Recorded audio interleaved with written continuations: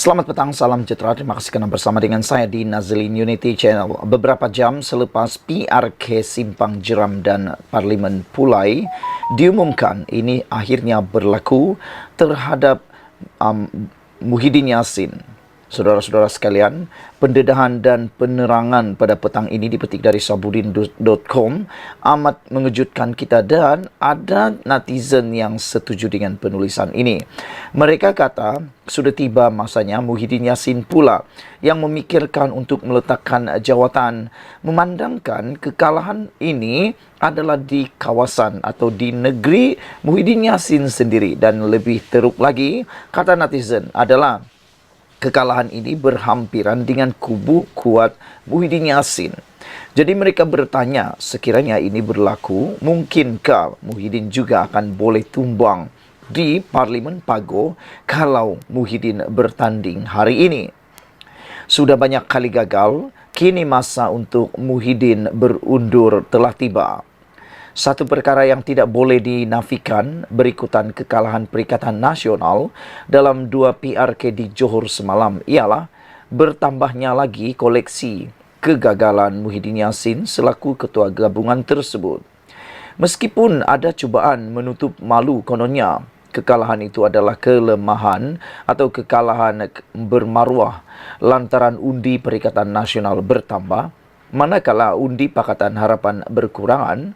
Tetapi dalam apa juga perlawanan di dunia ini, kalah tetap kalah walau dengan perbezaan satu undi. Dengan itu, tiada hukum untuk memaruahkan kekalahan Perikatan Nasional itu dengan apa juga selimut yang semata-mata untuk menutup kegagalan yang makin bertimpa. Kegagalan pertama Muhyiddin ialah gagal membawa Perikatan Nasional memenangi PRU 15 lalu, di mana gabungan itu hanya beroleh 74 kerusi parlimen berbanding Pakatan Harapan sebanyak 82 kerusi.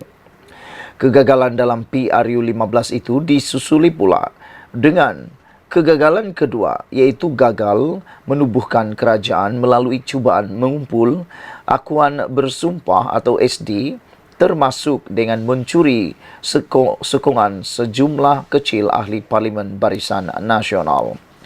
Hakikatnya, kegagalan itu lebih menyerlahkan kerakusan Muhyiddin untuk berkuasa tanpa menyedari di bawah undang-undang anti lompat parti telah diluluskan di Parlimen.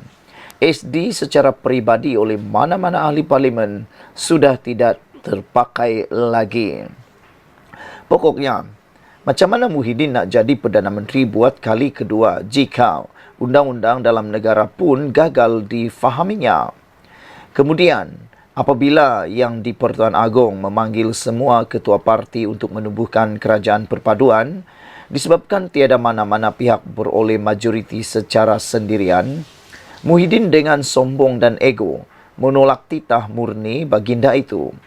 Berikutan enggan menyertai kerajaan perpaduan dan semua parti lain setuju, maka termenjadilah Perikatan Nasional sebagai pembangkang. Manakala Barisan Nasional yang cuma ada 30 kerusi parlimen berjaya menjadi sebahagian daripada kerajaan.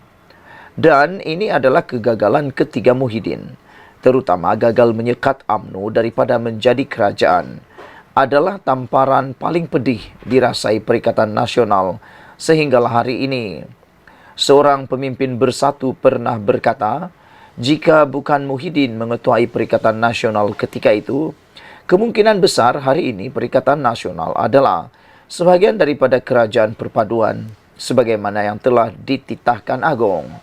Artinya, kegagalan Perikatan Nasional menjadi kerajaan selepas PRU 15 lalu, sebahagian besar penyebabnya, kalaupun tidak semua, terletak pada diri dan keegoan Muhyiddin selaku pengerusi Perikatan Nasional. Kegagalan keempat Muhyiddin ialah apabila beliau bercita-cita besar mahu menjadikan PRN 6 negeri baru-baru ini sebagai referendum untuk menolak Anwar Ibrahim sebagai Perdana Menteri. Apa yang terselah kemudiannya, keputusan PRN itu bukan saja membuatkan Pakatan Harapan BN berjaya mempertahankan 3 negeri yang sedia dikuasainya, iaitu Selangor, Pulau Pinang dan Negeri Sembilan. Bahkan Undi popular Perikatan Nasional kurang sekitar 17,000 berbanding yang diperoleh oleh Pakatan Harapan BN. Siapa yang kalah referendum? Akhirnya, kegagalan kelima Muhyiddin adalah kerana gagal menunjukkan teladan yang baik dalam kes menantunya Adlan Berhan yang didapati melarikan diri ke luar negara dan kini telah diletakkan dalam notis merah serta menjadi buruan Interpol.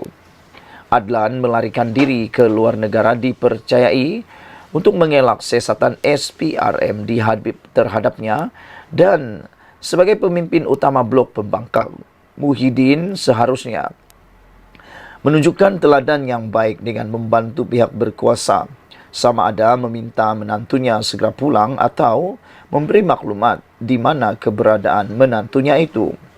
Memberi jawapan no comment ketika ditanya sebelum ini bukan petunjuk sikap bertanggungjawab beliau sebagai seorang pemimpin.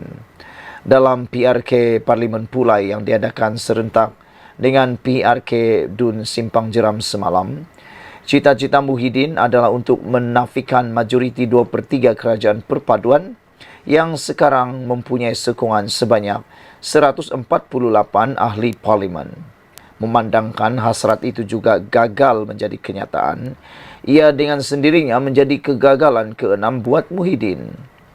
Kegagalan menang dalam 2 PRK di Johor, selain menunjukkan gabungan itu gagal menafikan majoriti 2/3 kerajaan perpaduan, malah memperlihatkan Perikatan Nasional gagal dalam cita-cita untuk merampas negeri itu dalam PRU seterusnya.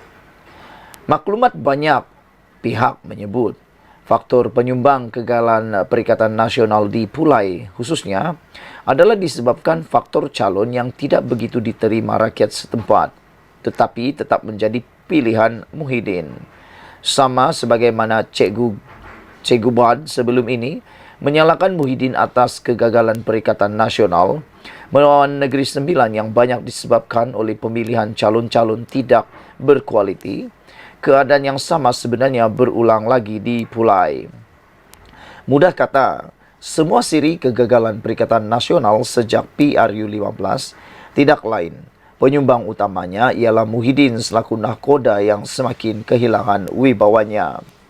Menjelang pemilihan bersatu pada awal tahun depan, jika Bersatu dan Perikatan Nasional ingin lebih maju dan diterima, sampai sudah masanya untuk beliau berundur, tidak bertanding lagi, atau ahli-ahli Bersatu mesti berani memilih seorang nahkoda baru. Tanpa perubahan, Perikatan Nasional lebih berpotensi menempa lebih banyak kegagalan lagi. Ditulis oleh Sabudin Hussein, 10 September 2023. Sekian dulu untuk kali ini. Jangan lupa tinggalkan komen anda, tekan butang subscribe. Kita jumpa lagi. Bye-bye.